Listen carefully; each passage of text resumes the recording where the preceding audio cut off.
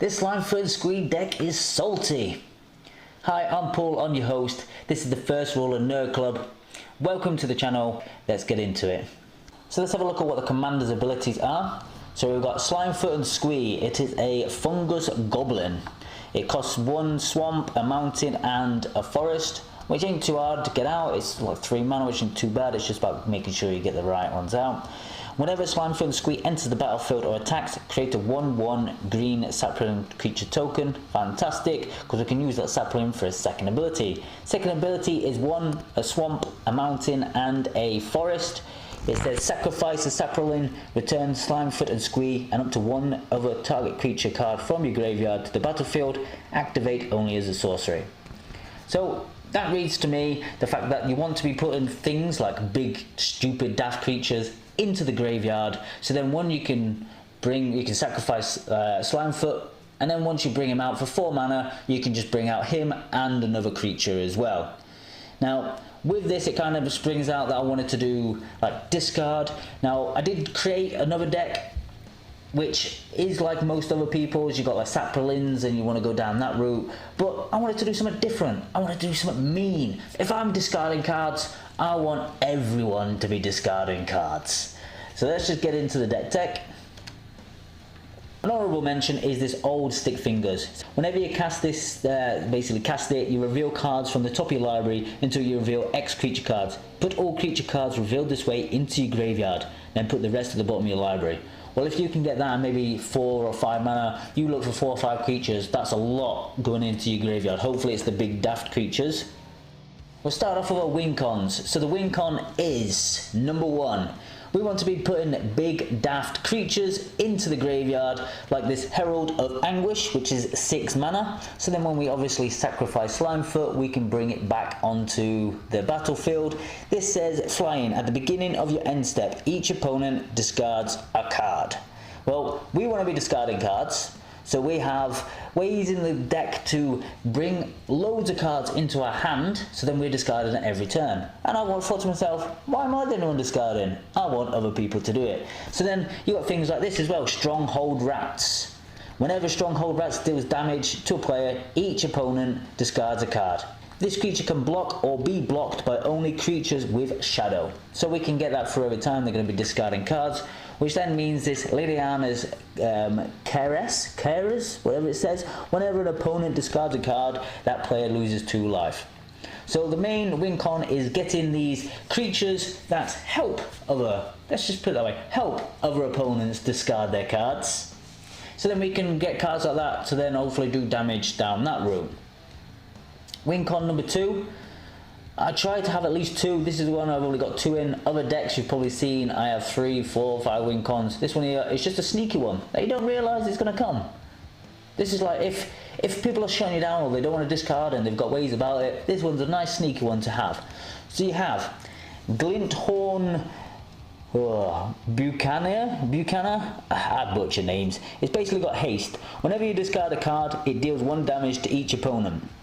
Second ability is 1 in a mountain, discard a card, draw a card. Activate only if that is attacking. Well, basically what you do is you attach this keen sense to it, which reads whenever an enchanted creature deals damage to an opponent, you may draw a card. So you come to obviously your clear up step and you've got 8 cards in your hand. Oh no, you need to discard. So you discard a card, which deals 1 damage to each opponent. Well, and what does Keen Sense say? It says when an enchanted creature deals damage to an opponent, you may draw a card. So it's dealt damage, you draw a card. Well, actually, in fact, you draw 3 cards because it's dealt damage to everyone. So you draw cards, then you have to discard again because it's your clear up step. Oh no, and then it does 1 damage again to everyone. And then you've got to draw cards again. Oh no, and then before you know it, you have done loads of infinite damage to everyone's face. Great little win con. People don't realise it's coming. So let's see what actually fits into the theme of the deck that I went with. So obviously we want to sacrifice Slimefoot And Squee. So we've got things like this. Bushmeat Poacher. It's great, you just pay 1, you tap it, sacrifice another creature, you gain life equal to the creature's toughness and you draw a card. That's amazing. For 1 mana, you can sacrifice your commander, you end up gaining life, which will be 3 each time, and you draw a card. Then there is obviously things like, let me have a look here. This Shadow Dark Justiciar. You play 1 and a black, you sacrifice another creature, draw X cards where X is the creature's power. Bit of a theme going on there. Every time we sacrifice, we want to get benefits. We don't just want to sacrifice it and have no benefits. It's a great way to keep drawing for our cards to get to maybe more combos or more than big daft creatures like this Baleful Force, which is 8 mana. At the beginning of each upkeep, you draw a card and lose 1 life. Well, that's fine, because we'll be drawing shitloads of cards. It's a 7/7. So each turn we'll be able to draw the extra 3 cards. We may lose 3 lives, but what's 3 lives when you've got 40? So the way I want to discard is by my own choice of having loads in my hand. Like this Rishkar's Expertise. You draw a card equal to the greatest power among creatures you control. You may cast a spell with mana value 5 or less from your hand without paying its mana cost. So say if you've got this out, this Bale Force out, that is 7/7. You can draw 7 cards. And at the end of the turn, you may have an extra 6 cards to put in your graveyard. So then you put all 6 of them, which then, oof, this card here, Archfiend of Ifina, I think it's called. It's flying. Whenever you cycle or discard another card, put a -1/-1 counter on each creature your opponent controls. That's for the rest of the game. It's not even a turn to turn. That is just awesome. So I'll be discarding loads. They won't be able to get a board state because they'll be constantly putting -1/-1 on all their creatures that they bring out. This also is why I put this in the card. Sir Conrad the Grim. Whenever another creature dies or a creature card is put into your graveyard from anywhere other than the battlefield, or a creature card leaves your graveyard, Sir Conrad the Grim deals 1 damage to each opponent. Well, we'll be discarding them big daft creatures into the graveyard. Obviously, we'll have creatures on the battlefield like our commander dying, and also we'll be bringing both of them back from the graveyard, so each turn we could be doing a few damage to every opponent. Great stuff. Then we have obviously this one here, another one to get loads of cards in hands. Return the Wild Speaker, draw cards equal to the greatest power among non-human creatures you control. Well, that's going to be amazing. This is another great card actually, because we're going to be making other people discard a lot. Gates Grimoire, I think it's called. Whenever an opponent discards a card from his or her hand, you may draw a card. So we're going to be making sure they discard loads, and then we're going to be drawing loads. This is a great another card which helps, you know, fit into the film where we want to discard cards. You pay 1 in a forest. You also discard a card, which obviously we want to discard a big one anyway. And it says, search your library for a basic land card and put that onto the battlefield tapped, then shuffle your library. Well, we'll be ramping, as well as doing exactly what we want, is discarding cards and putting them into the graveyard. And yeah, so it's a great little mana book, that actually. Now, if you're finding the deck really good, both the deck lists are in the description below. And at the end of the day, if you like one of them than the other, just put it in the comments below and let me know which one you prefer, or if there's any way I can change the deck up. Now on to this saltiness. What do we want to bring back from the graveyard? So say on the battlefield we've already got this Raider's Wake, or this Megrim. Whenever an opponent discards a card, Megrim deals 2 damage to that player.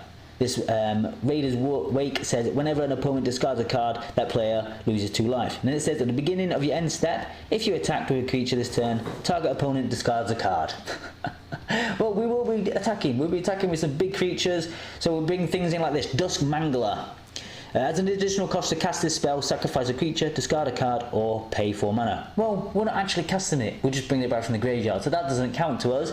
But the second ability, when Dusk Mangler enters the battlefield, each opponent sacrifices a creature, discards a card, and loses 4 life. So, that's a great little card to add in. Then there is this one, Urgores the Empty One. It says whenever it deals damage to a player, that player discards a card at random. If a player can't, you draw a card. Well, this is a fly-in. Not many people are going to be able to block it.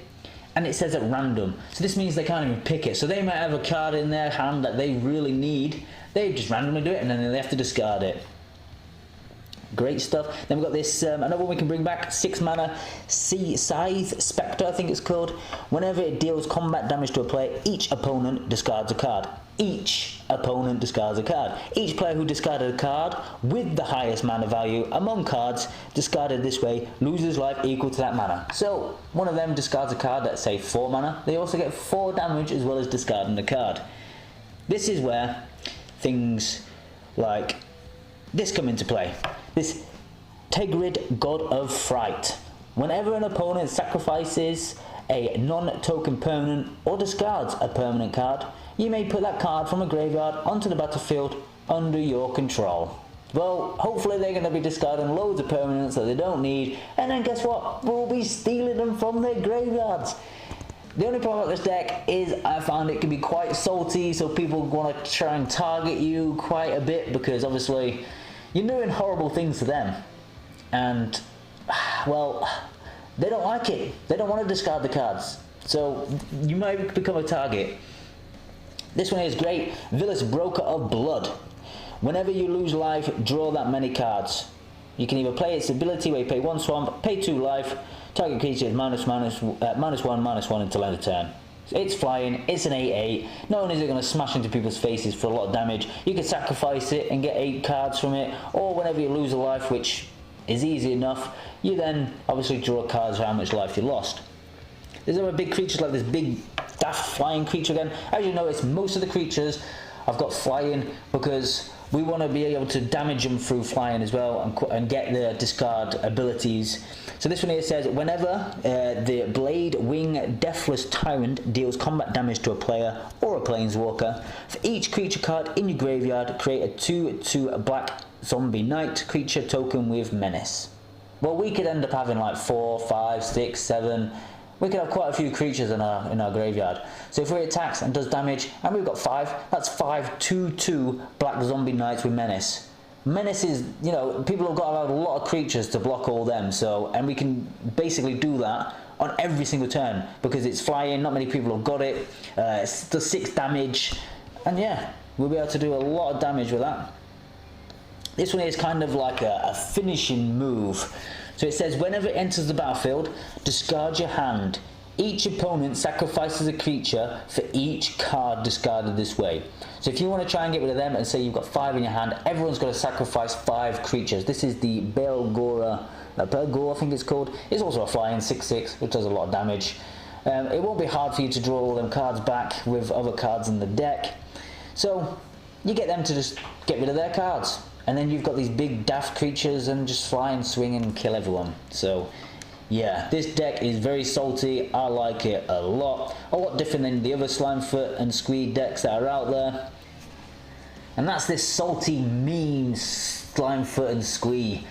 If you like the deck tech, then please like and comment below. Subscribe if you want to see more of these salty decks. And if it still hasn't wet in your whistle, then watch this deck tech next.